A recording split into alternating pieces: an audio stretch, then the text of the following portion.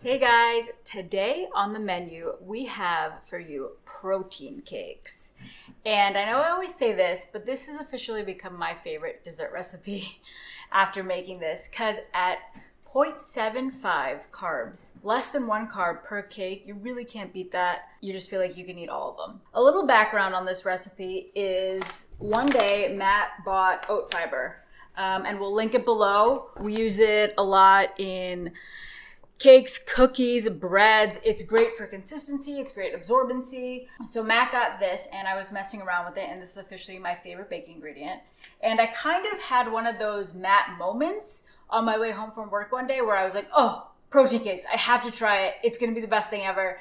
And so I came home, and by the time Matt got home, I had already made the protein cakes. He tried them, and this recipe is the ultimate protein, low carb, fatty dessert recipe. What we're gonna do for you is we're not just gonna make a cake, we're gonna make frosting for it. So there's a buttercream frosting to go along with this. If you are a frosting fan, because I am, we're gonna do two variations. We're gonna do just a simple vanilla buttercream frosting, and then we're gonna do a chocolate one.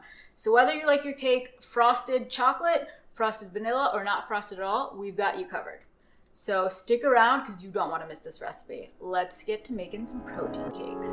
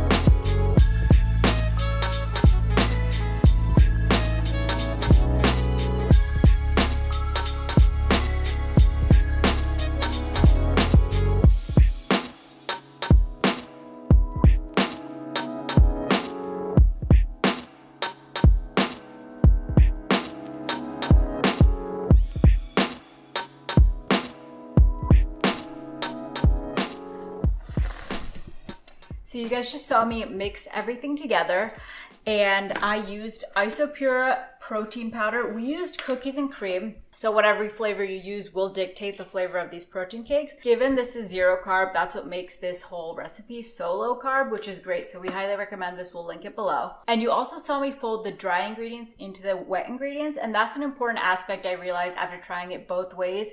I used a mixer the first time, and then I folded the dry ingredients in the second time. And the difference I noticed is that the second version, the version right here, is a lighter cake, which I prefer. So if you want like ease and convenience, go ahead and mix it. It'll be like a denser, maybe a lower risen cake. And so if you see the lumps, you want to zoom in on that?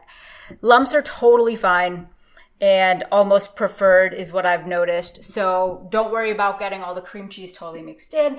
Once it all cooks in the oven, it'll just blend together perfectly. So we have the oven preheating at 325 degrees. And we're gonna put this in for 30 minutes. And then we'll come back with the cake, we'll slice into it, and you'll also see me make the frosting. So let's put this in the oven.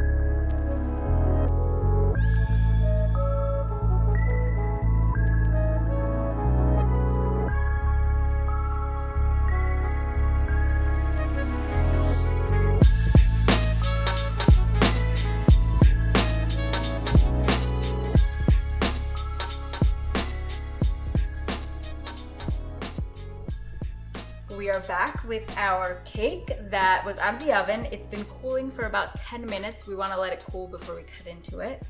And you also saw me make our 2 icings. So we have the chocolate and the vanilla. And these are extremely simple. The only 2 ingredients you really need for a buttercream icing is butter and a substitute sweetener. So we use Swerve. We actually end up using the rest of the bag. And we like this because it's a confectioner sugar, so it blends really well and you can't like taste the grittiness if you were to use an erythritol. But if you don't have this at home, erythritol works great. Any substitute sweetener really will work in this. You might just have like more of a gritty texture instead of like a fine icing texture. So I'm gonna walk you through how to cut this. You're gonna have 8 mini cakes at the end, and there's gonna be icing in between and then on top. So I'm first gonna cut this cake in half, and as you can see, the top isn't flat. So we're also gonna cut the top off, so that's easier for icing's sake. But if you don't cut the top off, that's totally fine. So let's first cut this in half.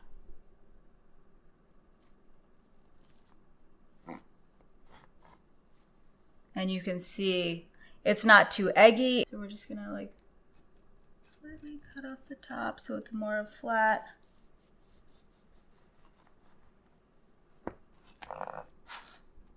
And then you're gonna cut each of these into half again and then right down the middle, and that'll give you 8 pieces.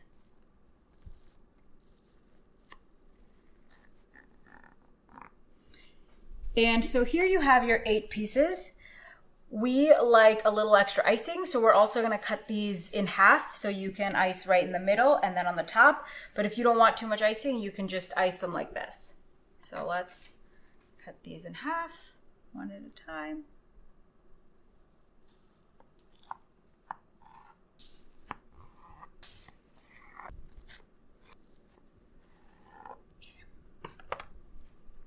And at this point, if your cake is still slightly warm, I would split them up, spread it out, and let it cool fully before you start icing. Because if you do ice a warm cake or cupcake or any baked good, I'm sure you know that icing will melt because it is butter. These are still a little warm because we're impatient, so we're gonna let these cool real quick, and then we'll be back and we'll ice half with chocolate and half with vanilla.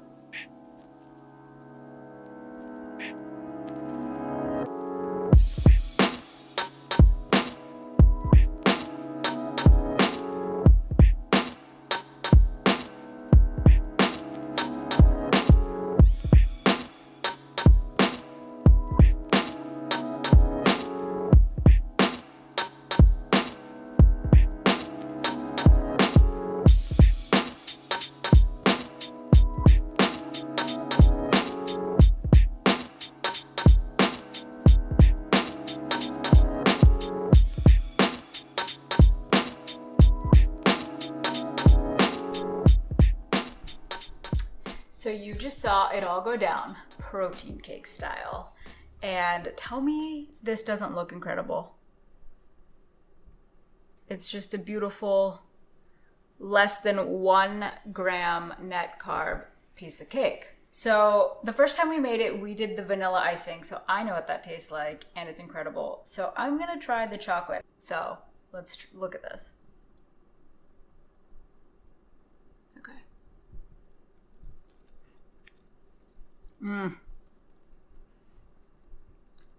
So I'm a fan of vanilla cake chocolate frosting. So this is just like my heaven right here, my paradise. I like the chocolate better than the vanilla. I'm partial. The texture of the cake is really moist, which is surprising because there's protein powder in it. I don't get a moist cake from that, but the icing is just the perfect sweet topping.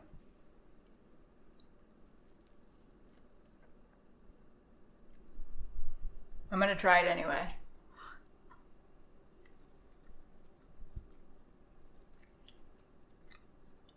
I mean, vanilla and chocolate frosting is so different, so distinct. I guess it depends on what I'm going for.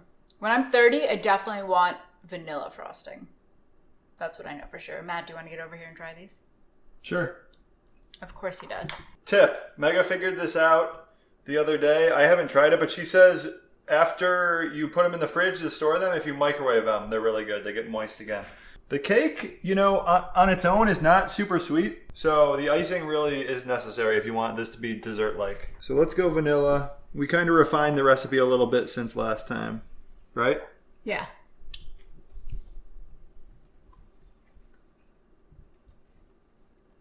Best That one's dessert? better. Best dessert? I mean, taste-wise, it's not the best dessert, but if you're factoring in everything, it's up there because it's super low carb. You get the oat fiber a little bit in there, which I like the taste of it. It's a little oatmeal-like. But yeah, these are really good. I like that one. Let me try this one.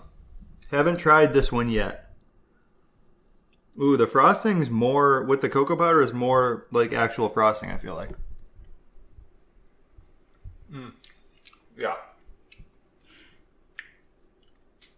No contest. Shut it down. Chocolate all day. Let me get back in here. You might have seen in the video, the butter was not room temperature for the vanilla frosting, and it was for the chocolate frosting, so that maybe is also playing into why the chocolate frosting is more frosting-like. So definitely get your butter room temperature when you make this. Make the chocolate one, guys. Definitely. That is great. That one is a lot. Do you agree that it's better than the vanilla? Yeah. They're both good. If you're a diehard vanilla fan, maybe go vanilla, but otherwise chocolate. All right, that's 2 variations on protein cakes. Super low carb. We have to calculate the cocoa one. I think it's probably around 1 net carb per cake. The vanilla ones are definitely under 1 net carb per cake. So yeah, give them a try. Check out our other dessert videos too. We got some good ones.